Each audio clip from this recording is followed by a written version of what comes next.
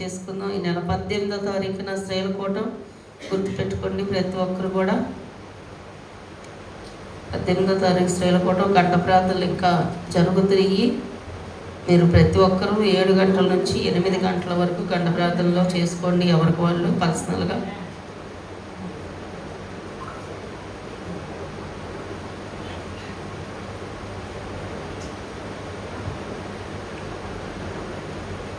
ఒకటవ రాజుల గ్రంథం 2వ అధ్యాయం చూసినట్లయితే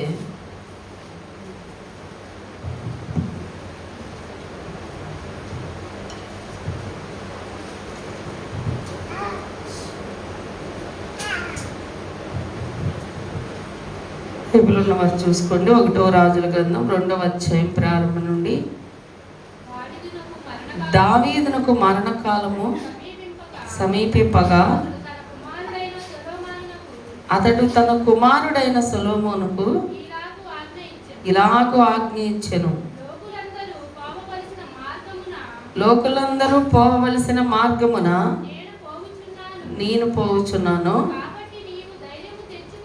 కాబట్టి నీవు ధైర్యము తెచ్చుకొని నిబ్బరము కలిగి నీ దేవుడైన యెహోవా అప్పగించిన దానిని కాపాడి ఆయన మార్గములను అనుసరించిన ఎడల నీవు ఏ పని పూనుకునను ఎక్కడ తిరిగినను అన్నిటిలో వివేకముగా నడుచుకొందువు. మోషే ధర్మశాస్త్రంలో రాయబడి ఉన్న దేవుని కట్టడలను ఆయన నియమించిన ధర్మమంతటిని ఆయన న్యాయ విధులను శాసనములను గైకొనుము. అప్పుడు నీ పిల్లలు తమ ప్రవర్తన విషయంలో జాగ్రత్తగా ఉండి నా ఎదుట తమ పూర్ణ హృదయముతోను పూర్ణ మనస్సుతోను సత్యమును అనుసరించి నడుచుకునే ఎడల ఇశ్రాయేలీల రాజ్య సింహాసనము మీద ఆసీనుడగు ఒకడు నీకు ఉండక మానడని యెహోవా నన్ను గూర్చి ప్రమాణము చేసిన మాటను స్థిరపరచును. ఆమేన్. హల్లెలూయా. దేవునికి స్తోత్రం. హల్లెలూయా. ఇక్కడ దావీదు సొలొమోను మధ్య జరుగుతున్న యొక్క సంభాషణ అండి. దావీదుకి సొలొమోను కుమారుడు కదా. మనం మొన్న స్త్రీల కోటలో అనుకుంటా ధ్యానం చేసాము. సొలొమోనుకి తల్లి కొన్ని మంచి మాటలు చెప్తుంది, ఇక్కడేమో తండ్రి మంచి మాటలు చెప్తున్నాడు. ఏమిటా మంచి మాటలు అంటే, దావీదుకి చనిపోయే టైం దగ్గరకు వచ్చిందంట, మరణకాలము సమీపించిందంట. అంటే బాగా మంచిగా దావీదు ఎన్నో యుద్ధాలు చేశాడు, ఎంతో మంచిగా బ్రతికాడు, దేవుడిని ఎంతగానో స్తుతించాడు, భక్తి చేశాడు. రాజుగా ఉండి కూడా 7 సార్లు ప్రార్థన స్తుతి దేవుడి దగ్గర కూర్చుని సమయం ఇచ్చేవాడండి. అంత మంచి భక్తిపరుడు దావీదు. ఒకరోజు అంత భక్తిపరుడు కూడా పాపములో పడిపోయాడు. పాపములో పడిపోయినప్పుడు ఏం జరిగిందంటే, అంత భక్తిపరుడు కనుకే మళ్ళా పశ్చాత్తాపడ్డాడు. దైవ సేవకుడు వచ్చి మరి దేవుడు దైవజనుడిని పంపించి గద్దించినప్పుడు దైవజనుడికి లోబడి దేవునికి లోబడి భయపడి మళ్ళీ సరిచేసుకొని మళ్ళీ పశ్చాత్తాపడి ప్రార్థన చేసి అంత భయంకరమైన పాపంలో పడిపోయినా కూడా మళ్ళా తను దేవుడి కృపని పొందుకుంటాడు. దేవుడి కృప పొందుకొని మళ్ళీ దీవించబడతాడు, ఆశీర్వదించబడతాడు, యుద్ధాలు గెలుస్తాడు, పేరు ప్రఖ్యాతులు సంపాదిస్తాడు. ఇవన్నీ కూడా దావీదు జీవితంలో మనం చూస్తాం. ఇదంతా అయిపోయాక దావీదు కూడా చనిపోయే టైం వచ్చింది. ఈ భూమి మీద ఉన్న ప్రతి ఒక్కరికి ఏమొచ్చింది, ఒక టైము ఉంటుంది. ఎవ్వరు శాశ్వతంగా ఉండేవాళ్ళు ఇక్కడ ఉండరు. అందుకే ఇక్కడ ఒక మాట అంటాడు దావీదు, లోకులందరూ పోవలసిన మార్గమున నేను కూడా పోవలసిన టైం వచ్చింది నాన్న అని కొడుకుని కూర్చోబెట్టుకొని చెప్తున్నాడండి. అయ్యా, లోకులందరూ వెళ్ళాల్సిన మార్గమే, నేను రాజును కదా, నేను ఇక్కడే ఉంటాననడానికి లేదు. ఎవరైనా ఈ భూమి మీద నుండి వెళ్ళిపోయే సమయం ఉంటుంది, అందరూ ఎలా వెళ్తారో నేను కూడా అలాగే వెళ్ళాల్సిన సమయం వచ్చింది అని తన కొడుకైన సొలొమోనును పిలిచి కొన్ని మంచి మాటలు చెప్తున్నాడండి. ఏం చెప్తున్నాడు ఆ మంచి మాటలు అంటే, ఇక్కడ చూసినట్లయితే సొలొమోనుకి ఇలాగ ఆజ్ఞ ఇస్తున్నాడంట. ఆజ్ఞ అంటే ఏంటి? ఖచ్చితంగా చెయ్యాలి అని ఒక మంచి మాట. మన పిల్లలకి మనం నేను చేయకపోతే ఒప్పుకోను, ఖచ్చితంగా చేయాలి, ఇది చేయి అది చేయి అని చెప్తా ఉంటాం. కొన్నేమో నేను చేయరా అని వదిలేస్తాం.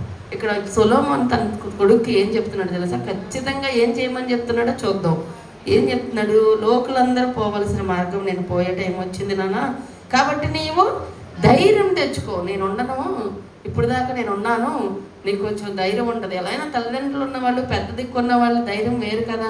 ఈ రోజునంటే పెద్ద దిక్కు అవసరం లేదు, ఎవరు అవసరంలా, మేము స్వతంత్రంగా బతుకుతాం, మాకు ముసలోళ్ళు వద్దు, ఇంట్లో పెద్ద మంచి చెప్పేవాళ్ళు వద్దు, మాకు మరి మమ్మల్ని గైడ్ చేసేవాళ్ళు వద్దు అన్నట్టుగా ప్రజలందరూ తయారవుతున్నారు.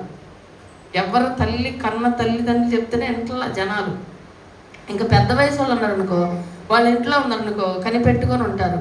వచ్చేసరికి మరి మంచి ఏదైనా కొంచెం వాళ్ళకున్న అనుభవాన్ని బట్టి ఏం చెప్తారు? మంచి చెడు చెప్తారు. అది ఈ వినే వాళ్ళకి ఎలా ఉంటుందంటే చాలా కష్టంగాను ఎగతాళుగాను ఉంటుంది, వినరు.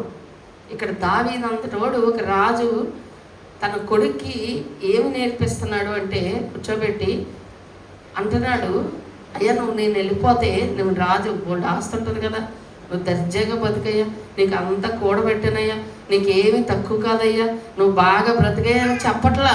నీకు తరుగుపోని ఆస్తుందయ్యా, నువ్వు ఎన్ని తరాలు తిన్నా తరగని ఆస్తిని సంపాదించాను, మరి చక్కగా బ్రతుకు అని చెప్పట్లేదండి. ఎంత మంచి మాటలు చెప్తున్నాడో చూడండి. అంటున్నాడు, అయ్యా నువ్వు ధైర్యంగా ఉండు, ముందు ధైర్యం తెచ్చుకో, నిబ్బరము కలిగి ఉండు. ఎందుకంటే ఒక రాజుకున్న పరిస్థితులు ఏంటంటే యుద్ధాలండి. రాజ్యాన్ని కాపాడుకోవాలి, వాళ్ళ యొక్క ప్రాణాలు కాపాడుకోవాలి, వాళ్ళ ప్రజలందరి ప్రాణాలు కాపాడాలి, ఎన్ని వాళ్ళకి భారాలు ఉంటాయి. సొలొమోనుకి అంత అనుభవం లేదు కదా. సొలొమోను చిన్న పిల్లోడు. సొలొమోను కన్నా ముందు దావీదు కొడుకులు ఉన్నారు, కానీ దేవుడు సొలొమోన్నే కోరుకున్నాడు. అదంతా ఎందుకనేది నేను ఇంకొక మెసేజ్లో చెప్తా ఎప్పుడైనా అవకాశం ఉంటే. ఇప్పుడు మనకు అది కాదు, సొలొమోనుకి వరకు మనం మాట్లాడుకుందాం. సొలొమోను చిన్నవాడు చెప్పాలంటే, పెద్దవాడిని కదా రాజు చేయాలి, కానీ ఇక్కడ దేవుడి యొక్క ఉద్దేశం ఏంటంటే సొలొమోన్ని రాజు చేయాలని. అందుకే దావీదు కూడా సొలొమోనుకే ఆ పట్టాభిషేకం చేయాలి, నా తర్వాత రాజు అని ప్రకటిస్తాడు. రాజ్యం అంతా నా తర్వాత రాజ్యాన్ని పరిపాలించేది సొలొమోనే అని చెప్తాడు. ఈ అన్నలందరూ చాలా బాధపడిపోతారు, కష్టపడిపోతారు, కుట్రలు చేస్తారు. ఆ చిన్నోడు వాడు చేయడం ఏంటి, అసలు వాడు ఎలా అవుతాడు, న్యాయంగా మేం కదా అని కొన్ని సైడ్గా వాళ్ళు కుట్రలు పన్నుతూ ఉంటారు. రాజ్యంలో ఎన్నో ఉంటాయి కదా. ఒక పని పెద్దోడికి అప్పచెప్పాల్సిన పని చిన్నోడికి అప్పచెప్తేనే ఎన్నో గొడవలు ఇళ్ళల్లో. ఆ పని ఎవరు చేయగలరు వాళ్ళ హృదయాన్ని బట్టి ఆ తల్లికి తెలిసింది. ఆ పని చేయగలిగిన వాళ్ళకి, ఆ సామర్థ్యం ఉన్న వాళ్ళకి ఆ తల్లి ఆ పని అప్పచెప్పింది అనుకో, నేను పుట్టలేదా ముందు, నేను ముందు పుట్టాను కదా అని అనేవాళ్ళు కూడా కొంతమంది ఉంటారు, చూస్తుంటాం. ఎవరి సామర్థ్యం ఏంటో ఆ తల్లిదండ్రులకి తెలిసింది. ఇక్కడ దేవుడు రాజుగా ఉండడం అంటే మామూలు విషయం కదండి. దేవుడు అతన్ని ఎన్నుకున్నాడు. హల్లెలూయా. దేవుడు ఎన్నుకున్న అతన్ని, ఇక సొలొమోన్ని దేవుడు అనుకున్నప్పుడు దావీదు ఏం చేస్తాడు? దావీదుకి ఏమి లేదు ఛాన్స్. ఇక దావీదు దేవుడు ఏం చెప్తే చేయడమే. పిలిచి చెప్తున్నాడు కొన్ని మంచి మాటలు. నాన్న నువ్వు ధైర్యంగా ఉండు, ముందుగా ఒకేసారి నీ మీద రాజ్యభారం పెడుతున్నాను, నువ్వు భయపడతావేమో, నువ్వు బెదిరిపోతావేమో. ఒక కుటుంబ భారాన్ని పెడితేనే మొయ్యలేరు కదా. ఈ రోజున సడన్గా తండ్రి చనిపోయారు అనుకోండి ఒక కుటుంబంలో, ఆ పిల్లలు చూడండి ఎంత బాధ. వాళ్ళకి ఏం తెలియదు, ఎక్కడ ఎలా తీసుకురావాలో, ఏం చేయాలో. మరి పెద్ద దిక్కుని కోల్పోతే సడన్గా అమ్మ మాకేంటి అని ఒక భయం వాళ్ళలో ఉండింది. ఇక్కడ ఒక రాజ్యభారాన్నే పెడుతున్నాడు సొలొమోను మీద దావీదు. అతడు ఎంత ఆలోచిస్తాడో, భయపడతాడు కదా, అమ్మ వీళ్ళందరినీ నేను ఎలా హ్యాండిల్ చేయాలి. ఒక పక్క కక్షపూరితమైన మాటలు, ఒక పక్కన అన్నదమ్ములు కక్షపూరితమైన కుట్రలు, ఒక పక్కనేమో మరి శత్రువులు. ఇవన్నీ సొలొమోను ఆలోచించుకున్నాడేమో. నేను అనుకుంటాను సొలొమోను అందుకేనేమో ఫస్ట్గా వెళ్ళి ప్రార్థన చేస్తాడు దేవుడి దగ్గర, అయ్యా నాకు పరిపాలించే జ్ఞానం ఇవ్వయ్యా, అందరినీ పరిపాలించగలిగిన జ్ఞానం కావాలి అని అడిగితే దేవుడు మురిసిపోయి నీ శత్రువుల ప్రాణాలైనా ఇంకా ఐశ్వర్యం ఇవ్వని అడగలేదు కాబట్టి నీకు అన్నీ ఇస్తున్నానని అప్పుడు దేవుడు వాగ్దానం చేశాడండి. సొలొమోను అంత జ్ఞానవంతుడు ఈ భూమి మీద లేడు, పుట్టడు. అది ఆయనకి ఇచ్చిన మంచి వాగ్దానం.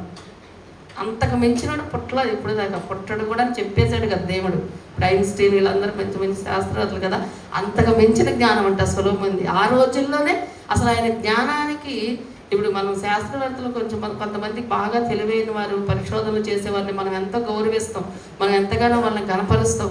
అమ్మో వాళ్ళ మేధస్సు, ఎంత మేధస్సు, వాళ్ళకి ఎక్కడి నుంచి వచ్చింది ఎంత జ్ఞానం. మరి ఐన్స్టీన్ బ్రెయిన్ కూడా తీసుకెళ్ళి అన్ని పరిశోధనలు చేశారంట ఆయన చనిపోయాక. ఎందుకంటే ఆయనకున్న జ్ఞానాన్ని బట్టి ఎలా ఇంత జ్ఞానం వచ్చిందని. ఐన్స్టీన్ కన్నా ఇంకా అధికమైన జ్ఞానం సొలొమోనుది.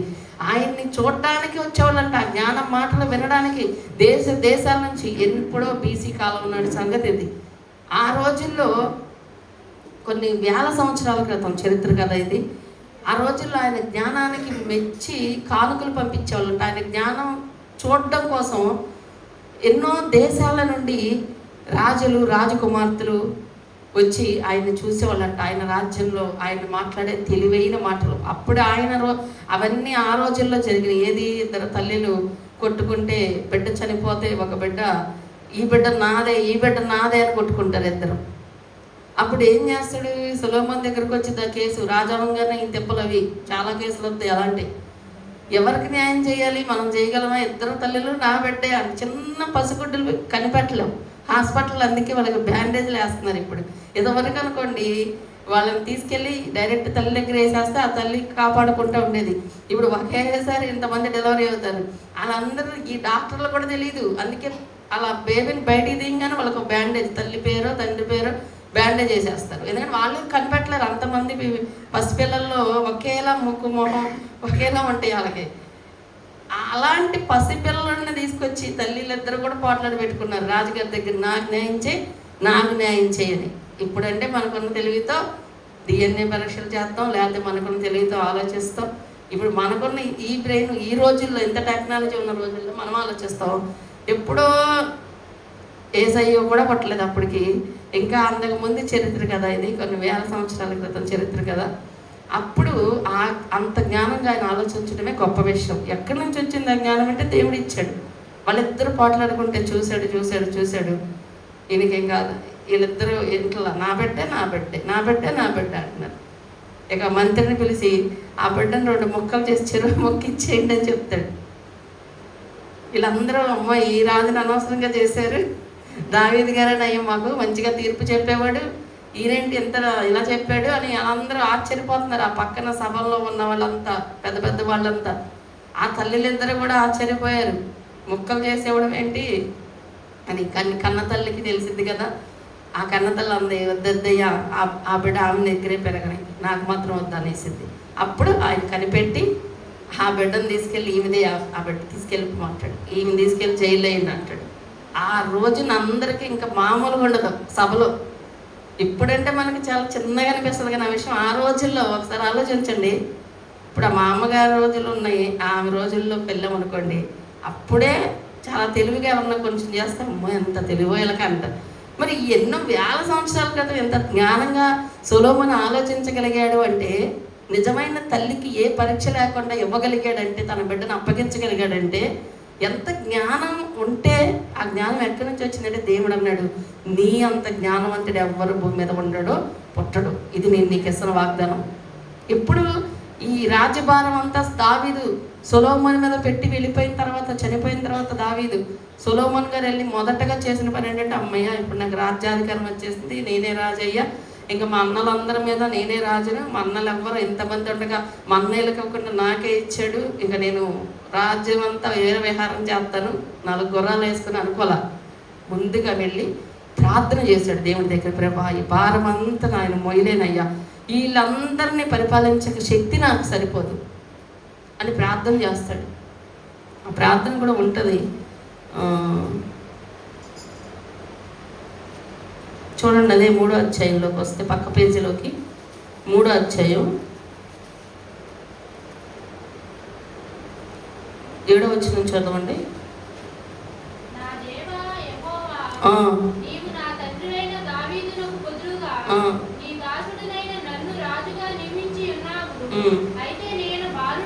నేను బాలుడును, కార్యములు జరుపుటకు నాకు బుద్ధి చాలదు. నేను నీవు కోరుకున్న జనుల మధ్య నేను ఉన్నానయ్యా. వారు విస్తరించి ఉన్నందున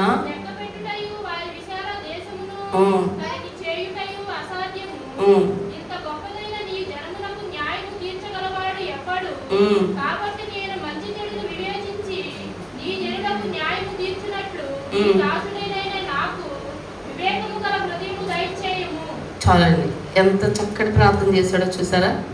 మనం అనుకోండి ఏదైనా బాధ్యత మనకి ఇవ్వగానే ఇది నాకు తెలుసని అంతా నాకే అప్పచెప్పారు అని ఎర్రమీగి ఏవో చేసేస్తాం. దేవుడు మనకి ఒక పని అప్పచెప్తే, ఒక తల్లిదండ్రులు అప్పచెప్పినా, ఒక ఉద్యోగంలో పెట్టినా, ఒక బాధ్యత ఏది అప్పచెప్పినా ముందుగా మనం ఏం చేయాలి తెలుసా?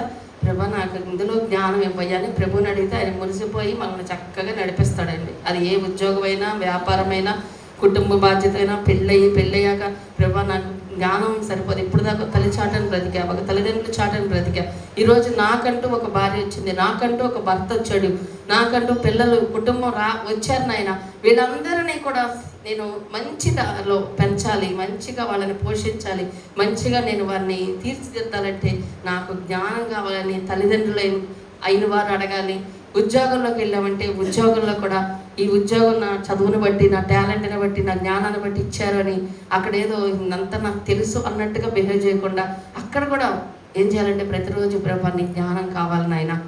ఎందుకంటే మనకి ఎంత జ్ఞానం దేవుడిచ్చిన జ్ఞానంతో ముందుకెళ్ళాడు కంటే సొలొమోను మించినోడు పుట్టలేదు ఈరోజు. అందుకు దేవుడు అంత అధికమైన జ్ఞానం సొలొమోనుకి ఇచ్చాడు. ఎన్ని ఫ్లవర్స్ ఇప్పుడు మనమే కనిపెట్టలేం, ఆర్టిఫిషియల్ ఫ్లవర్స్ ఇవన్నీ ఉంటాయి.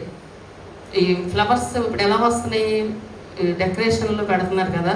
ఇప్పుడు అదేంటది బొకే ఉంది, ఇప్పుడు బొకేలో ప్లాస్టిక్ ఫ్లవర్స్ పెడుతున్నారు, అలాగే ఒరిజినల్ ఫ్లవర్స్ కూడా పెడతారు. కానీ అన్నీ ఒక చోట పెడితే మనం గుర్తుపట్టలేము, ఎందుకంటే అలానే ఉంటాయి. ఆ రోజుల్లో సొలొమోనుకి ఆమె అంటే ఒక మహారాణి టెస్ట్ పెట్టిందంట.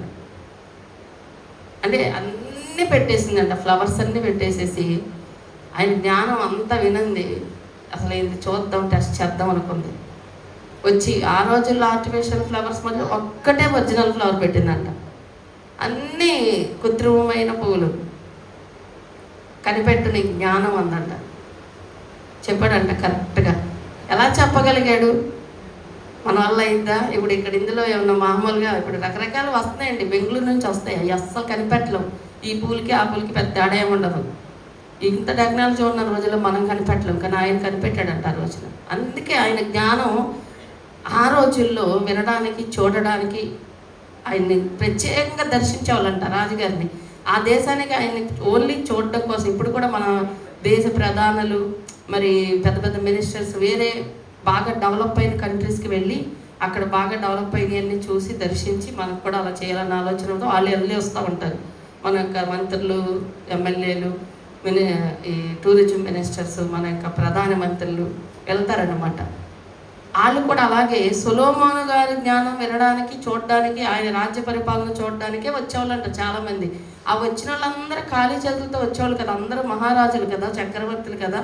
వచ్చినప్పుడు వాళ్ళ స్థాయికి తగ్గట్టుగా వెండి, బంగారం అన్నీ పట్టుకొచ్చేవాళ్ళంట కానుకగా రాజుగారికి, సొలొమోనుకి ఇవ్వడానికి. అందుకే సొలొమోను కాలంలో మరి రాళ్ళలాగా వెండి వాడారంట. అంటే మనం రాయిని ఎంత చీప్గా చూస్తామో, రాయిని ఇప్పుడు ఎవరన్నా మనం జాగ్రత్తగా పూసేద్దామా, రాయిని తీసుకొచ్చి బీరువాలో పెడతామా? వాళ్ళు రాళ్ళని ఎలా మనం చూస్తాం, వెండిని అలా చూసేవాళ్ళంట. మనం ఇప్పుడు ఇంత వెండి మొక్క దొరికినా జాగ్రత్తగా తెచ్చుకుంటాం బయట లోపలికి, ఎందుకంటే అది మనకు విలువైంది. ఇప్పుడు వాళ్ళకి రాయితో సమానం వెండి. అంత సమృద్ధిగా ఉండేదంట ఆయన రాజ్యం. అంత విస్తారమైన ధనం, అంత విస్తారమైన మరి ప్రజలు మొత్తం అందరినీ చక్కగా చూసుకునేవాడంట సొలొమోను. ఫస్ట్లో రాజు అయిన ఫస్ట్లో కొన్ని దినాలు, కొన్ని సంవత్సరాలు మాత్రం చేశాడండి. అలాగే చేశాడు చాలా జ్ఞానంగా. ఎంత జ్ఞానవంతులైనా, ఎంత మంచి ప్రార్థనా పనులైనా, ఎంత పరిశుద్ధులైనా పడిపోతారు. ఇప్పుడు మంచిగా భక్తి చేయడం గొప్ప విషయం కాదు, దాన్ని లాస్ట్ వరకు దేవుని యొక్క మనకిచ్చిన ఆయుష్ ఉన్నంత వరకు కాపాడుకోవడమే గొప్ప. ఈరోజున చాలామంది భక్తి చేస్తున్నారు. అమ్మ ఎంత బాగా చేసేవాళ్ళు, ఇదేంటి మానేశారు, అమ్మ ఎంత బాగా ప్రార్థన చేసేది, ఇదేంటి అలా అయిపోయింది. పడిపోతున్నారు, భక్తిలో పడిపోతున్నారు, భ్రష్టులు అయిపోతున్నారు. సాతాను వాళ్ళని ఏదో ఒక నేత్రాలకు సూత్రాలు కలగజేసి ఏదో ఒక బలహీనత, వాళ్ళలో ఉన్న బలహీనతను బట్టి పడిపోతారు. డబ్బుకో, లేకపోతే లోక ప్రేమలకో, లేకపోతే తిండికో ఏదో ఒకటి పెడతాడంట వాళ్ళకి పడేయడానికి. భక్తి పనులనే పడేస్తాడు. దావీదు పడిపోయాడు పాపంలో, కానీ దావీదు గొప్పవాడు కాబట్టి మళ్ళీ తిప్పుకోగలిగాడు. కానీ సొలొమోను పడిపోయాడు, కానీ సొలొమోనుకి ఆ ఛాన్స్ లేదు. ఇక భ్రష్టుడే అయిపోయాడు సొలొమోను, అంత మహాజ్ఞానం. కాబట్టి మనం ఎంత ప్రార్థన చేసినా ప్రతిరోజు మన భక్తిని మనం ఉదయకాలం ముందు అదే అడగాలి, ప్రభా నేను ఎక్కడ పడిపోకూడదు, విశ్వాసంలో నేను ఎప్పుడు పడిపోకూడదు. మనం కాపాడుకోవాల్సింది ముందు అదే. విశ్వాసంలో పడిపోయామా దేవుళ్ళలో మనం బలహీనమైపోతాం. ఇంకా అన్ని లోక పాపాలన్నీ మనకి ఆటోమేటిక్గా అలవాటు అయిపోతాయి. అందుకే ముందు మనం ఏం కాపాడుకోవాలంటే భక్తిని కాపాడుకోవాలి. నేను దేనికి పడిపోకూడదయ్యా, దేనికి చలించకూడదయ్యా, దేనికి అట్రాక్ట్ అవ్వకూడదు నాయన, దేన్ని ఏది కూడా నన్ను ఆకర్షించకూడదు. నీ వాక్యం ఆకర్షించాలి, నీ యొక్క మాటలు ఆకర్షించాలి, నిన్ను స్తుతించడమే నాకు ఆనందం అవ్వాలి. ఇదే మనం ఉదయకాలం ముందు ప్రార్థనలో ప్రతిరోజు కూడా చేసుకోవాల్సిన అంశం మొదటగా. ఎందుకంటే ఈ లోకంలో మనం పొద్దున్న లెగిస్తే ఎన్నో మన చెవులకు వస్తాయి, మన నోటికి వస్తాయి, మన కళ్ళకు వస్తూ ఉంటాయి. మనకి ఏదో పాపం, బావిలో భలే ఉన్నారే, భలే ఉంది, ఇది మనం కూడా వెళ్తే బాగుండు, ఇది మనం కూడా చేస్తే బాగుండు, ఇలా మనం కూడా ఉంటే బాగుండు అనిపించేలా కొన్ని అపవాది మన కళ్ళ ముందుకి తీసుకొస్తున్నాడు ఈరోజు. అందుకే చాలామంది భక్తులు ఎంతో ప్రార్థన చేసేవాళ్ళు, నమ్మకంగా దేవుడి సన్నిధికి వచ్చేవాళ్ళు, పరిచర్య చేసేవాళ్ళు, ఒక్క వారం కూడా మిస్ అవ్వకుండా వచ్చేవాళ్ళు కూడా ఈ రోజున దేవుడికి దూరం అయిపోతున్నారు. ఎందుకు అంటే వాళ్ళన్నీ అలా అలవాటు అయిపోయిందండి, తాగుడు అలవాటు అయిపోయిందండి.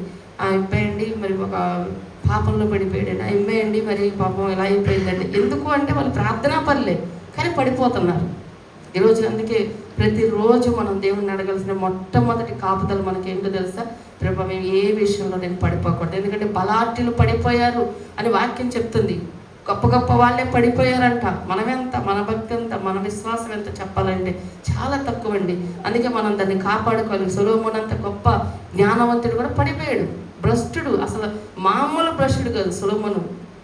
అప్పుడే భ్రష్టుడు అయిపోయినప్పుడే అన్నీ కూడా రాశాడు ప్రసంగి గ్రంథం, అన్ని వ్యర్థం, మీరేమీ కూడా నమ్మబాకండి, ఈ లోకల్లో అంతా వేస్ట్ వేస్ట్ వేస్ట్ వేస్ట్ అని అప్పుడు తెలిసింది ఆయనకి. అన్నీ పోగొట్టేసుకున్నారు.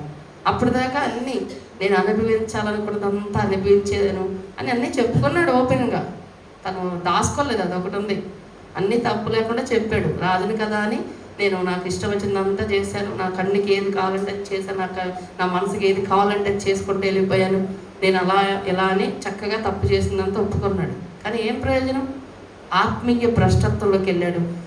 ఎంతమందిని వివాహం చేసేసుకున్నాడు. తన తల్లి ఏదైతే చెప్పిందో, అయ్యా నీ బలాన్ని స్త్రీలకు ఇవ్వద్దు, స్త్రీలకు పడిపోవద్దు, స్త్రీలతోనూ జాగ్రత్తగా ఉండు, స్త్రీల వల్లనే రాజ్యాలు పోయినాయి, స్త్రీల వల్లనే నాశనం అయిపోయారు చాలామంది, నువ్వు స్త్రీ విషయంలో జాగ్రత్త అని తన తల్లి కూడా చెప్పిందిగా. మనం అది ధ్యానం చేసాం సామెతల గ్రంథంలో.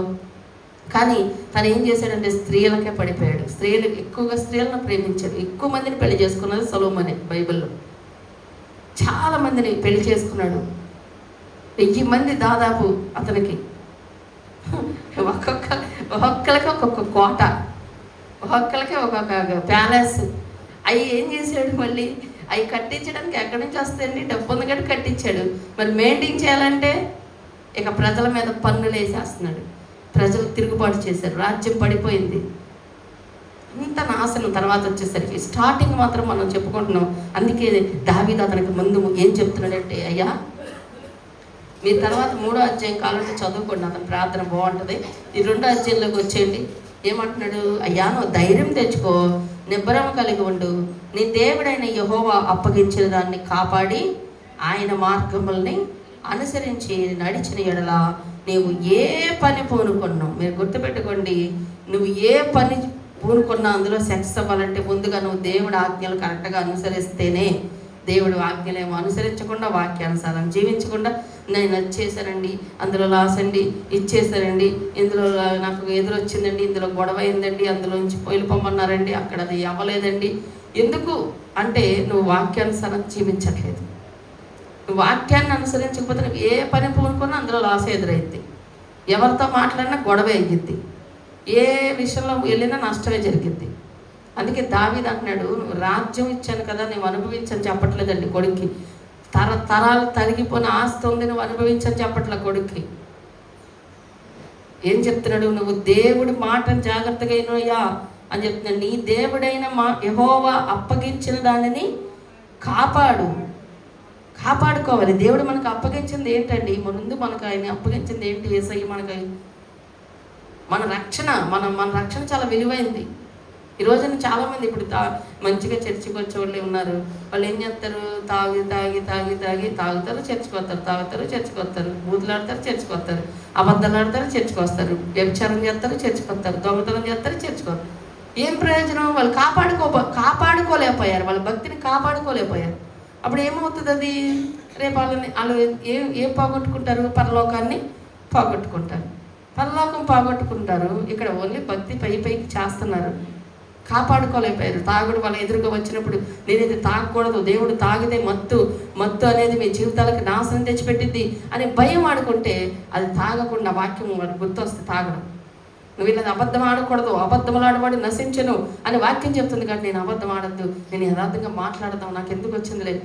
మోసం చేయొద్దు, నువ్వు మోసం చేసినప్పుడు నువ్వు ఏం విత్తుతావో అదే కోసుకుంటావు అని చెప్పినప్పుడు, అమ్మో నేను ఎవరిని మోసం చేయొద్దు, మోసం వల్ల వచ్చిన ధనం క్షీణించిపోద్ది. ఒకవేళ నేను ఈరోజు మోసం చేసి ఇది 10 రూపాయలు వస్తే 50 రూపాయలు చెప్పి అమ్మాను, 40 రూపాయలు లాభం వస్తుంది, అబ్బా 40 రూపాయలు లాభం అని ఆనందించడానికి రేపు అదేమైందంటే క్షీణించిపోవడం అంటే తగ్గిపోద్ది, రాను తగ్గిపోద్ది. ఈరోజు చాలామంది మేము ఒక ఆట ఎక్కాం. ఒక ఆట ఎక్కితే ఆటలో నేను స్వర్ణ మామూలుగా మాట్లాడుకుంటున్నాం, ఏదో టాపిక్ మాట్లాడుకుంటున్నాం. మేము ఆ ఆట అయినా అదే అనుకుంటా, పాపం డొక్కు ఆట అది. మేము అనుకున్నాం ఈ ఆట ఎప్పుడుదండి అని అడిగాం. అంటే ఆయన ఎప్పుడుదోనమ్మా కొనుక్కోలేకపోతున్నాను అని మా మాటలు బట్టి ఆయన ఏమన్నాడంటే, ప్రార్థన వల్ల మీరు అని అడిగాడు. అవునండి ప్రార్థన. అమ్మ నా కోసం ప్రార్థన చేయండి అని. ఏమని ప్రార్థన చేయమంటారు? ఒక ఆయనకి 2 లక్షలు ఇచ్చారండి, ఎవరో కాదు మా బామ్మర్ది, డబ్బులు ఇవ్వట్లేదు, నా కోసం ప్రార్థన చేయండి అన్న. ఎలా ఇచ్చారు నమ్మి? అంత సువర్ణ ఏమన్నా తీసుకున్నారా ఏమన్నా అంటే, ఏం లేదండి ఆయన కోటీశ్వరుడు, కోట్లు సంపాదించాడంట. రోజు కారులో ఊరికే బయటికి వెళ్ళేటప్పుడు ఎవరైనా ఎంత తీసుకెళ్తారు? మహా ఏదో 10,000 20,000 లేదా 1,00,000 మినిమం బ్యాలెన్స్. ఆయన అంటే 2-3 కోట్లు కారులో వేసుకొని బ్యాగ్లో వెళ్ళిపోతాడంట. మామూలుగా తిరుగుతాడంట. కారులో 2-3 కోట్లు ఉంటాయండి. ఎప్పుడు అంత దేవుడు ఆశీర్వదించాడు. దేవుడు నమ్మనోడే అంత ఆశీర్వదిస్తే ఏ చర్చి కట్టించలేదు, ఏ చర్చికి ఒక 10 పైసలు కూడా ఇవ్వలేదండి. దేవుడు ఆయన్ని, ఒక మామూలు వ్యక్తిని దేవుడు అంతగా హెచ్చించి ఆ రేంజ్కి తీసుకెళ్ళాడు. ఏ రోజు ఒక చర్చికి ఏదైనా వస్తువు చేపిద్దామని కానీ, చర్చికి కనీసం దేవుడి పని ఖర్చు పెడదామని కానీ, ఒక మీటింగ్ పెట్టిద్దాం, ఒక సువార్త కూటం పెట్టిద్దాం, లేదా దేవుడి మందిరంకి ఏదైనా అవసరమైతే చేద్దామని ఏది చేయలేదండి. బాగా గర్వం వచ్చేసింది. అలాంటోడు ఏమైందో తెలియదండి, సడన్గా మరి బాగా దివాలా తీసేసాడు. దివాలా తీసేసి పాపం నా దగ్గరకు వచ్చి ఒకరోజు బావమర్థవుతాడు, బావా నీకు ఇచ్చేస్తానంటే, సర్లే 2 లక్షలు ఏముంది, ఎంత దివాలా తీసినా నా 2 లక్షలు ఇవ్వకపోతాడా అని నేను ఇచ్చానండి. నమ్మి ఆయన స్థితిని బట్టి నమ్మాను. కనీసం ఫోన్ ఎత్తట్లేదు. నేను ఇంటికి వెళ్తే ఇంటి దగ్గర ఉండడం అన్నీ పోయినాయండి. నార్మల్ స్థితికి వచ్చేసాడు గర్వంతో అన్నాడు. అంటే మోసం చేసి తీసుకున్నాడు. ఆయన సంపాదించింది కూడా మోసం చేశానంట. దేవుని బిడ్డనే నేను నాకెందుకు ఉన్నదాంతా తృప్తి పడదాం లేదు, ఏదో బిజినెస్ పెట్టాడంటే అందులో అంతా మోసం. ఈ రోజున ఎక్కడ చూసినా మోసమే కదా, ప్రతి దాంట్లో మోసం. చాలామంది అనుకుంటారు మోసం చేసి సంపాదించుకుంటే బాగా లాభం వస్తుంది, బాగా మిగులుతుంది అనుకుంటున్నారు. అది అలా పిల్లలకి ఏమీ ఆశీర్వాదం కాదు. వాళ్ళు ఏమీ దాన్ని అనుభవించలేరండి. అవన్నీ వాళ్ళకి తెలియదు. ఏదో వచ్చింది, దాన్ని ఎంతో బాగా కనిపించిందంట. మోసం చేసిన ధనం అంట వాళ్ళ కంటికి చాలా ఇంపుగా కనిపిస్తుందంట. కానీ అది తుదకు నేను ఆశ్రమంకి నడిపించింది. అందుకే ఒక్క రూపాయి కూడా మన కష్టం కాంతి మనకొద్దు. ఏది కూడా మనం ఒకళ్ళ మాయ చేసే ఏ లాభం మనకొద్దు. అబద్ధాలు చెప్పి చేసే ఏ లాభం మనకొద్దు. మనం ఎప్పుడైనా దాన్ని అసహించుకుంటామో మనం ఎప్పుడు ఇలాగే ఉంటాం, స్టడీగా ఉంటాం. కొంతమంది మోసం చేసి అంత ఎత్తిరుగుతారు, మళ్ళీ అంత మీద నుండి కింద పడతారు. నువ్వు ఇలాగే ఉంటావు. నువ్వు సంపాదించలేకపోవచ్చు, కానీ నిన్ను నాశనం చేయలేడు. సంపాదించి యథార్థంగా సంపాదించి దేవుడు నిజంగా నిన్ను యథార్థంగా నువ్వు సంపాదించినప్పుడు దేవుడు ఆశీర్వదిస్తే నువ్వు పెరుగుతూ ఉంటావు, నిదానంగా పెరుగుతారు. ఒకేసారి కొట్లు వచ్చేది. అన్యాయం సంపాదన ఎప్పుడు కూడా ఒకేసారి పెరిగిపోతాడు. సొలొమోను అలాగే చేశాడు. పన్నులు వేసేసి వాళ్ళ మీద పన్నులు వేసేసేసి తిరుగుబాటు చేశాడు. అన్యాయం ఎప్పుడైతే తన చేతుల్లోకి వచ్చిందో తన నాశనం స్టార్ట్ అయిపోయింది. దావీదు అందుకే అన్నాడు, అయ్యా నువ్వు జాగ్రత్తగా కాపాడుకో, దేవుడి నీకు అప్పగించిన ఏదైనా జాగ్రత్తగా కాపాడుకో. ఏం అప్పగిస్తున్నాడు ఆయన? ఆజ్ఞలు అప్పగించాడు మనకి. ఇలా బ్రతకండి ఒక ధర్మశాస్త్రాన్ని మనకి ఇచ్చాడు. ఈ వాక్యంలో లేనిది ఏది చేయడానికి మనం సాహసం చేయకూడదు. వాక్య ప్రకారం మనం జీవించాలి, వాక్య ప్రకారం మనం బ్రతకాలి. తినేసి వెళ్ళిపోయి మళ్ళీ మన స్థాయి నాదేనా, ఇది నాదేనా, బ్రతుకు నాదే అన్నట్టుగా ఉండకూడదు. చాలామంది ఈ రోజున అలాగే ఉంటున్నారు. కనుక ఎదుగు బొదుగు లేకుండా అలాగే ఉంటున్నారు చాలామంది. వాళ్ళు ఆత్మీయంగానే ఎదగట్లేదు, ఇటు శరీరంగానే ఎదగట్లేదు. మన జీవితాల్లో ఎప్పుడు వాక్యానికి అనుకూలంగానే మనం జీవించినప్పుడే ఆ దీవెనని మనం చూస్తామండి. నీ దేవుడైన యెహోవా అప్పగించిన దాన్ని కాపాడి ఆయన మార్గములను అనుసరించి నడిచిన ఎడల నీవు పని పూనుకొనుము, ఎక్కడ తిరిగినను అన్నిటిలో వివేకముగా నడుచుకుందు. ఎక్కడ తిరిగా నువ్వు ఏ పని చెయ్యి, ఎక్కడ తిరుగు, ఏ చేసినా నువ్వు వివేకంగా ఉంటావు, నువ్వు తెలివిగా ఉంటావు, నువ్వు జ్ఞానంగా ఉంటావు అని తండ్రి కొడుకు చెప్తున్నాడు. తర్వాత ఏమంటున్నాడు? మోషే ధర్మశాస్త్రంలో వ్రాయబడి ఉన్న దేవుని కట్టడలను, ఆయన నియమించిన ధర్మమంతటిని, ఆయన న్యాయ విధులను, శాసనములను గైకొను. మనం ఎప్పుడు కూడా ధర్మాన్ని తప్పిపోకూడదు, న్యాయాన్ని తప్పిపోకూడదు. వీటిని కాపాడుకోవాలి. ధర్మం తప్పుతున్నారు, నీతి తప్పుతున్నారు, అన్యాయం చేస్తున్నారు. ఇళ్ళల్లో అన్యాయం, ఇళ్ళల్లో అధర్మం. ఎలా దీవించబడతాం? భర్తను మోసం చేసే భార్యలు, భార్యను మోసం చేసే భర్తలు, తల్లిదండ్రులు మోసం చేసే పిల్లలు, పిల్లలను మోసం చేసే తల్లిదండ్రులు, అన్నీ ధర్మంగా నువ్వు ఉంటే నిన్ను ఎవ్వరు ఏమీ చేయలేరండి. దావీదు తన కొడుక్కి చెప్పింది అయ్యే, శత్రువులు పలానా వాళ్ళు బలవంతులయ్యా, వాళ్ళతో కొంచెం జాగ్రత్తగా ఉండు, వాళ్ళకి సైన్యం ఎక్కువ ఉంది, వాళ్ళకి ఆయుధాలు ఎక్కువ ఉన్నాయి. ఈ చెప్పలా. చచ్చిపోయే ముందు తన కొడుకు ఏం చెప్పాడంటే, నువ్వు జాగ్రత్తగా దేవుడి విషయంలో జాగ్రత్తగా బ్రతుకు, నువ్వు జాగ్రత్తగా కాపాడుకో, నీ రక్షణ కాపాడుకో, నీకు ఇచ్చిన కృపను కాపాడుకో, నీకు ఇచ్చిన ఆశీర్వాదాన్ని కాపాడుకో, నీకు ఇచ్చిన ఆరోగ్యాన్ని కాపాడుకో, నీకు ఇచ్చిన విజయాన్ని కాపాడుకో, నీకు ఇచ్చిన జ్ఞానాన్ని కాపాడుకో. ఇవి కాపాడుకోవాలి. ఆస్తులు కాపాడుకో, బంగారం కాపాడుకో, బలాన్ని కాపాడుకో. ఇవి కాదు, ఇది చెప్పాడండి. మన జీవితంలో ఎలా ఉంటున్నాం, మనం ఏం కాపాడుకుంటున్నాం? ఈ రోజున చాలామంది ఎందుకు ఆశీర్వదించబడలేకపోతున్నారంటే అధర్మం, అన్యాయం. బైబిల్ వాక్యానికి విరుద్ధంగా మేము కొన్ని 2005, 2003 బాగా దీనమైన స్థితులు, ఏమీ కూడా లేని స్థితులు. 2003, 2002, 2007, 2009 వరకు మేము చాలా దరిద్రం అనిపించాం చెప్పాలంటే. అలాంటి రోజుల్లో మాకు ఒక పూట వెళ్ళి తెచ్చుకుంటేనే మేము తినేవాళ్ళం. ఒకరోజు మానేస్తే మాకు ఉండేది కాదు. అయితే ఆదివారం నాడు ఏమనే వాళ్ళు తెలుసా, మాకు ఎక్కువ అమౌంట్ ఇస్తాం, డబ్బులు ఇస్తాం, వర్క్కి రమ్మనేవాళ్ళు. కానీ వాక్యం ఏం చెప్తుందో తెలుసా, నీ ఆదివారం నువ్వు దొంగిలించొద్దు, ఆ రోజు వచ్చేది ఏది నీకు ఆశీర్వాదం కాదు. నువ్వు దేవుని ఆజ్ఞ ఏంటంటే నువ్వు ఆదివారం దేవుని సన్నిధిలో ఉండాలి. ఆ రోజున మాకు ఆ రోజు అది వస్తే మేము ఇంటి కట్టుకోవచ్చు, ఇంకా కొంచెం ఏదైనా తెచ్చుకోవచ్చు. అలాంటి స్థితిలో కూడా మేము ఏ రోజు కూడా ఆదివారం ఎంత డబుల్ కాదు, ఇంకా 3 ఇచ్చినా మేము రామని ఖచ్చితంగా చెప్పేవాళ్ళం. ఆ రోజున ఇబ్బందులు పడ్డాం. చేసుకున్న వాళ్ళు ఏమో ఎక్కరిచ్చేవాళ్ళు, మాకు నిన్నంత ఇచ్చారు సార్, మాకు ఎంత ఇచ్చారు సార్ అని మా ముందు. వాళ్ళు ఏమో ఏవో కొనుక్కొచ్చుకునేవాళ్ళు, మేము ఏం కొనుక్కునే వాళ్ళం కాదు, చూసేవాళ్ళం. సర్లే ఒక్కటే, వాక్యానికి లోబడినప్పుడు కష్టం ఎదురైంది, ఇబ్బంది ఎదురైంది, కానీ అది ఒక రోజు ఏమైంది తెలుసు, ఆశీర్వాదం అయింది. ఈరోజు మేము వర్క్ చేసినప్పుడు ఉన్న వాళ్ళు అదే స్థితిలో ఉన్నారండి, అదే ఇళ్లలో ఉన్నారు, అదే షాప్లో వర్క్ చేస్తున్నారు.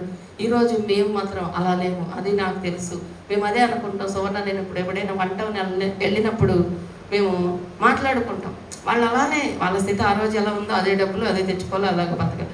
ఈరోజు నా దేవుడు అలా ఉంచలేదు. ఎందుకు తెలుసా, ఆ ఆజ్ఞ మేము అనుసరించాం. గంట ప్రార్థనలు జరిగినాయి అంటే ఖచ్చితంగా సంఘ క్రమాలు ఖచ్చితంగా పాటించేవాళ్ళం. మనం ఏ సంఘానికి మనం వెళ్తున్నామో ఆ సంఘ క్రమాలు, నియమాలు, ఆజ్ఞలు మనం అనుసరించాలి. అది ధర్మం. ఈ సంఘంలో మనం ఉండి ఇంకో సంఘంలో క్రమాలు అనుసరించాలి, అది ధర్మం కాదు, న్యాయం తప్పినట్టే. అది దేవుడే కదండి, అక్కడ అదే కదండి. నువ్వు ఇది చేయ ముందు నీకు దేవుడు ఏది ఇచ్చాడని ముందు ఉన్నదాన్ని నువ్వు గౌరవించాలి. నువ్వు దాన్ని అది చేయడమే ధర్మం. మన ఇంట్లో పిల్లలకు భోజనం పెట్టకుండా అవతల పిల్లలకు పెట్టావు అనుకోండి, వెళ్ళి అలా ఆకలితో ఉన్నారు, ధర్మం అయితే న్యాయం అయితే చెప్పండి? అవిద్దా?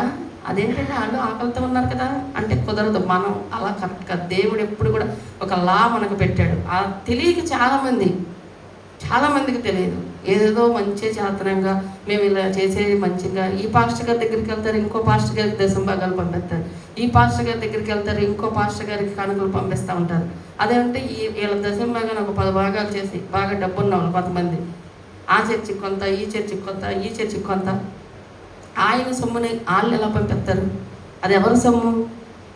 ఇప్పుడు నేను మీకు 10 రూపాయలు ఇచ్చా, 10 రూపాయలు మళ్ళీ నాకు ఇవ్వాలి వద్దా? మీరు నాకు ఇచ్చే 10 రూపాయలు మీరు నాకు ఇవ్వకుండా నా 10 రూపాయలు మీరు పంచితే ఎట్లా ఉంటుంది? నేను అడిగినప్పుడు అమ్మ వాళ్ళకి ఇచ్చామ్మా 2 రూపాయలు బాగాలేదని, వీళ్ళకి ఇచ్చామ్మా 3 రూపాయలు అంటే నీ సొమ్ము పంచు. దేవుడు అంటాడు అది ఎక్కడ ఎలా ఎవరికి ఇవ్వాలో వాళ్ళకి మనం ఇవ్వాలి. అదే న్యాయం, ధర్మం. ఇవన్నీ క్రమాలు ఉంటాయి. మేము పాస్టర్ గారికి కదండి ఇచ్చింది, మేము చర్చికే కదండి ఇచ్చింది. నువ్వు ధర్మం తప్పుతున్నావు. నీ ఇంట్లో పిల్లల్ని కడుపు మార్చుకొని ఉంటే నువ్వు పక్కన పిల్లల్ని పోషించడం ధర్మం. మనకు లేకపోయినా పెట్టమన్నారు కదండి. నీ ఇల్లు నువ్వు చూసుకో, నీ ఇల్లు కట్టుకో, ముందు నీ కుటుంబాన్ని కట్టుకో, నీ బిడ్డలను కట్టుకో. నేను ఇక్కడ వదిలేసి సంఘాన్ని ఇంకో సేవకు ఆదివారం నాడు పిలిచారు, బాగా డబ్బులు ఇస్తారని వెళ్ళారు అనుకోండి, అది ఎట్లా ఉంటుంది మీకు? ఇక్కడ ఎవరో ఒకరిని పెట్టి ఒక పాస్టర్లో లేదంగా మీరే వాక్యం చెప్పుకోండి, బాగా ఆశీర్వదించబడిన వాళ్ళు ఆత్మలో అని అంటే ఎలా ఉంటుంది? అమ్మగారు పద్దాగా పాస్టర్ గారు అట్టాగే చేస్తున్నాడు. నాకు దేవుడు ఒక నియమం ఇచ్చాడండి. శనివారం ఆదివారం ఎక్కడ తిరిగినా శనివారం ఆదివారం దేవుని సన్నిధిలో ఇక ఉండాలి. వేరే శనివారం కానీ ఎక్కడ మీటింగ్ కానీ వెళ్ళను. నిన్న ఎందుకు వెళ్ళలేదు తెలుసా? నిన్న మీటింగ్ ఉంది. శనివారం అక్కడికి వెళ్తే ఇక్కడ క్రమం పోద్ది, గంట ప్రార్థన పోద్ది. సంఘంతో కలిసి చేసే ప్రార్థన చాలా బలమైంది కదా, అవి ఒక్కరోజైనా నేను ఎందుకు మిస్ అవ్వాలి అని ఆలోచించి నిన్న వెళ్ళాల. నేను అది కొంచెం దూరం, అది తెలంగాణ బోర్డర్లో వెళ్ళాలి. అక్కడ ఆ కూటంగా నేను వెళ్ళలేదు. కొంతమంది చర్చిలు వదిలేసి ఆదివారం క్రమాలు వదిలేసి మరి వెళ్తూ ఉంటారు పిలిస్తే వేరే వాళ్ళు. అది కరెక్ట్ క్రమం కాదు. ఆ సంఘంలో బిడ్డలు ఆశీర్వదించబడరు, బలంగా ఉండరు, వాళ్ళ జ్ఞానం ఉండలేరు, ఆత్మీయంగా బలపడలేరు. కొన్ని నియమ నిబంధనలు దేవుడు మనకు పెట్టాడు. మనం వాటినే మనం అనుసరించాలి. మనం వాటినే అనుసరించాలి. అందుకే దావీదు తన కొడుక్కి ఖచ్చితంగా చెబుతున్నాడు, అయ్యా నువ్వు దేవుడైన యెహోవా అప్పగించిన దాన్ని కాపాడుకో. ఆయన మార్గాలు ఏమున్నాయో అందులో నడువు. నీ సొంత మార్గాలు, నీకు తోసిన మార్గాలు, ఎవరో ఏదో చెప్పిన మార్గాలు నువ్వు నడవద్దయ్యా. దేవుడు నీకు ఒక మార్గం ఇచ్చాడు, దేవుడు నీకు ఒక సన్నిధి ఇచ్చాడు, దేవుడు నీకు ఒక ఆజ్ఞ ఇచ్చాడు, దేవుడు నీకు ఒక క్రమం ఇచ్చాడు, దేవుడు నీకు ఒక వాగ్దానం ఇచ్చాడు, దేవుడు నీకు ఒక సంఘాన్ని ఇచ్చాడు, దేవుడు నీకు ఒక కుటుంబాన్ని ఇచ్చాడు, నీకు భర్త ఇచ్చాడు, నీకు భార్యని ఇచ్చాడు, బిడ్డలను ఇచ్చాడు. నీకు ఏది ఇచ్చాడో దానిలో నువ్వు జాగ్రత్తగా నమ్మకంగా నువ్వు నడిచినప్పుడు దేవుడు నిన్ను ఏం చేస్తాడో హెచ్చిస్తాడు. ఇవన్నీ మోషే ధర్మశాస్త్రంలో రాయబడి ఉన్న దేవుని కట్టడలను, ఆయన నియమించిన ధర్మశాస్త్రం అంతటిని కూడా నువ్వు జాగ్రత్తగా అనుసరించు. అక్కడ మాట ఉంటుంది 4వ వచనంలో 2:4. అప్పుడు నీ పిల్లలు తమ ప్రవర్తన విషయంలో జాగ్రత్తగా ఉండి నా ఎదుట తమ పూర్ణ హృదయంతో పూర్ణ మనసుతో సత్యం అనుసరించి నడుచుకొని ఎడల రాజ్య సింహాసనం మీద ఆసీనుడగు వాడొక్కడు నీకు ఉండక మానడని యెహోవా నన్ను గూర్చి ప్రమాణము చేశాడు. దేవుడు నాకు వాగ్దానం చేశాడు అయ్యా అని దావీదు చెప్తున్నాడు. అయ్యా నాకు వాగ్దానం దేవుడు చేశాడు.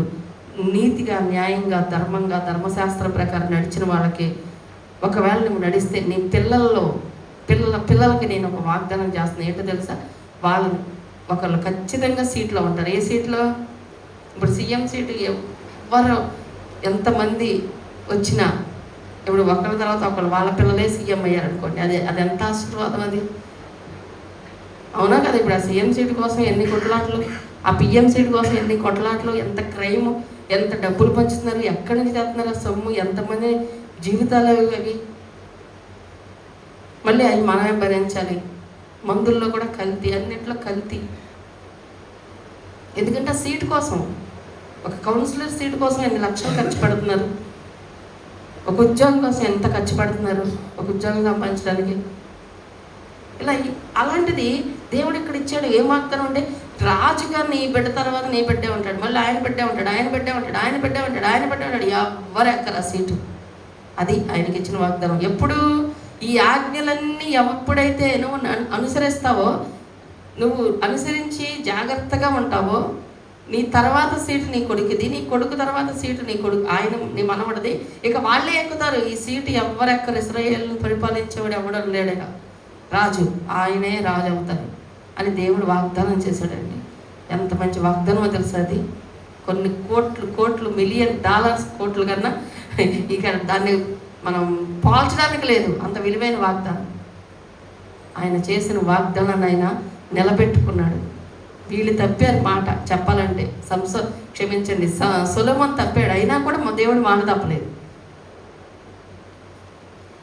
ఎలా తప్పలేదు తెలుసా? దావీదు వంశంలో నుంచే యేసయ్య వచ్చాడు. హల్లెలూయా. ఆయనే రాజు. ఇప్పుడు ఆయనే రాజులకి రాజు. నీ వంశంలో నుంచే రాజులు ఉంటారు, రాజులు ఏల్తారని చెప్పాడు. ఆయన వంశంలో నుంచే, దావీదు వంశం నుంచి దేవుని కుమారుడు వచ్చాడు.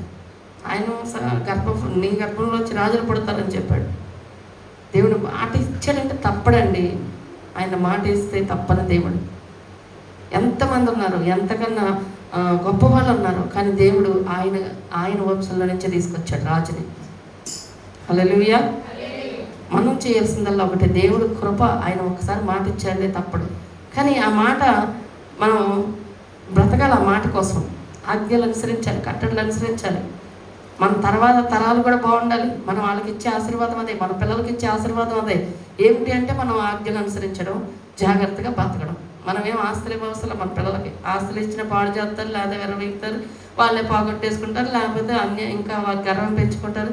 అవి కాదు. వాళ్ళకి మనం భక్తి నేర్పిస్తే, మనం భక్తిగా మనం బ్రతికితే, మనం భయపడితే దేవుడికి, మన పిల్లలను దేవుడు అన్యాయం చేయడు. వాళ్ళకి ఏది అవసరమో దేవుడు వాళ్ళకి అది సమకూరుస్తాడు. వాళ్ళు బాగున్నారు అనుకో, వాళ్ళ పిల్లలకి అదే వెళ్ళిద్ది, వాళ్ళ పిల్లలకి వెళ్ళిద్ది అది దీవెన. వాళ్ళకి చెడిపోతాయి. ఇప్పుడు సొలొమోను చెడిపోయాడు, సొలొమోను భ్రష్టుడు అయిపోయాడు. సొలొమోను తర్వాత ఆయన కొడుకు రెహబాము ఉన్నాడు. ఆయన్ని దేవుడు రాజు చేశాడు, కానీ వాళ్ళు ఫెయిల్ అయిపోయారు. ఆయన తర్వాత కొన్ని తరాలు ఇశ్రాయేలు ప్రజలు భ్రష్టులుగా బ్రతికారు. వాళ్ళని మళ్ళీ ఎట్టగొట్ట సరిచేసి దేవుడు, ఆయన కృప ఉంది కాబట్టి ఇంకా చూస్తూనే ఉన్నాడు. మనల్ని కూడా ఎన్నోసార్లు తప్పిపోతున్నా ఇంకా చూస్తున్నాడు. అదే మనం కరెక్ట్గా ఉంటే దేవుడు ఇంకా మనల్ని ఆశీర్వదించేవాడుగా ఉన్నాడు. ఆమె చిన్న ప్రార్థన చేసుకుందాం ప్రతి ఒక్కరు కూడా. ప్రభువా,